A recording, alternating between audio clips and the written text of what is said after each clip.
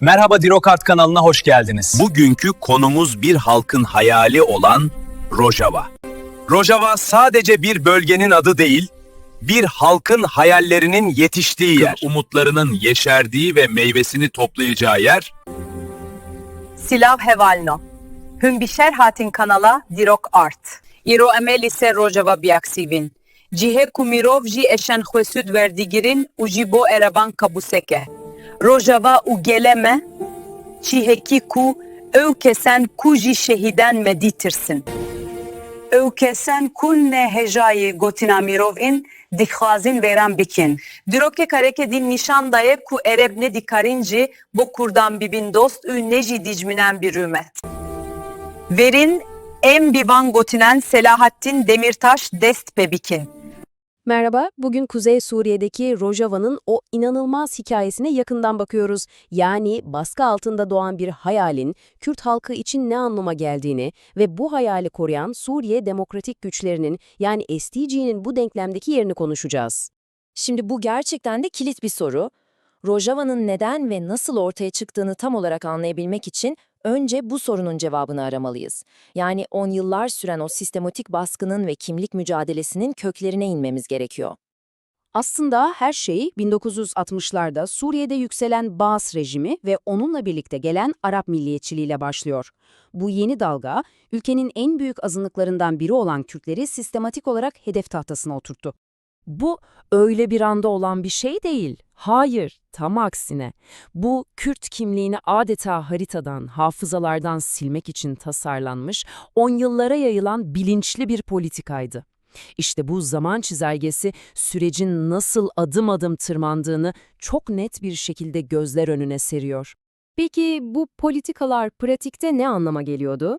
İşte en acı örneklerinden biri, devlet, Kürtleri yasal olarak ikiye ayırdı. Ejyanip yani yabancılar ve Maktumin yani kayıtsızlar. Yüz binlerce insan bir anda kendi vatanlarında yasal olarak görünmez kılındı. Ve bu durumun sonuçları gerçekten yıkıcıydı. Bakın bu sadece bir pasaport meselesi değildi, sakın öyle düşünmeyin. Mülk edinmekten evlenmeye, eğitimden sağlığa kadar en temel insani haklar sistematik bir şekilde insanların elinden alınıyordu. Peki bütün bu politikaların toplam etkisi ne oldu dersiniz? Rakam gerçekten de akıl almaz. 2000'li yıllara geldiğimizde Suriye'de 350 binden fazla Kürt resmi olarak yabancı ya da kayıtsız statüsünde kendi vatanında bir hayalet gibi yaşamaya mahkum edilmişti. Tabii bu baskı sadece yasalarla sınırlı kalmadı. Bu alıntıda gördüğümüz gibi işin bir de korkunç bir şiddet ve aşağılama boyutu var. Fiziksel şiddet, bir halkın ruhunu kırmak için tasarlanmış psikolojik bir saldırıyla birleşiyordu. Ama işte tam bu karanlık noktada tarih sahnesinde her şeyi değiştirecek bir olay yaşandı. 2011'de Suriye iç savaşı patlak verdi ve merkezi otorite zayıfladı. Bu kaos, Kürtler için 10 yıllardır beklenen o tarihi fırsatı yarattı. Kendi kaderlerini çizme anı gelmişti. Şunu da belirtmek lazım, Rojava'da özerklik ilanı aslında gökten zembille inmiş bir fikir değil. Bu Gutilerden Eyyubilere uzanan binlerce yıllık bir öz yönetim arayışının, tarihsel bir hafızanın bugüne yansıması aslında. İşte bu tarihsel birikimle ve savaşın getirdiği o boşlukla, Kürt partileri ve bölgedeki diğer halklardan müttefikleri bir araya gelip Rojava'yı yani Kuzey ve Doğu Suriye özerk yönetimini ilan ettiler. Ve bakın, amaçları sadece kendilerini kurtarmak değildi, tüm Suriye için yeni, çoğulcu bir model sunmaktı. Tabii ki savaşın tam ortasında böyle bir yapı kuruyorsanız onu savunmanız da gerekir değil mi? İşte bu zorunluluk bölgedeki Kürt, Arap, Süryani ve diğer halklardan savaşçıların bir araya gelmesiyle Suriye Demokratik Güçlerinin yani SDG'nin doğmasını sağladı.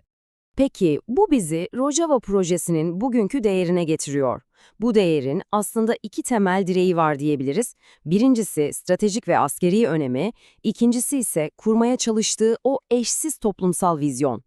Uluslararası alana baktığımızda SDG'nin adı özellikle bir güçle mücadelede öne çıktı: IŞİD. Sahadaki etkinlikleri o kadar büyüktü ki kısa sürede uluslararası koalisyonun en güvendiği, en etkili kara gücü haline geldiler.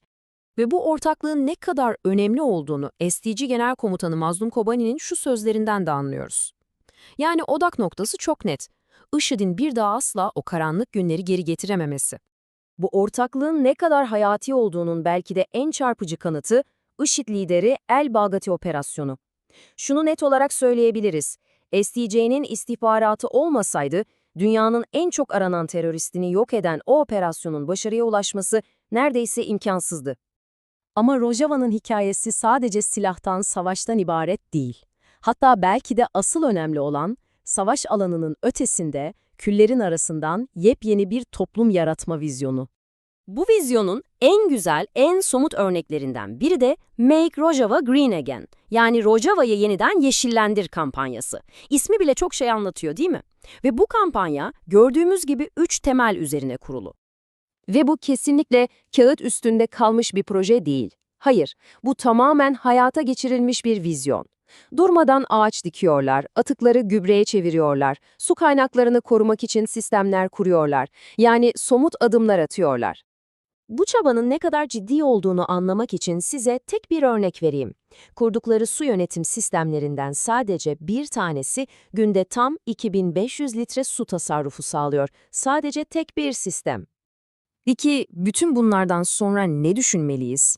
Vatansızlığın en dibinden başlayıp kendi yönetimini kuran, bir yandan terörle savaşıp bir yandan toprağa fidan diken bu hikaye, Rojava'nın sadece bir askeri yapı olmadığını, aynı zamanda bölge için bambaşka bir gelecek umudu taşıdığını gösteriyor. Şimdi asıl soru şu, savaşın ortasında yeşeren bu umuda büyümesi için bir şans verilecek mi?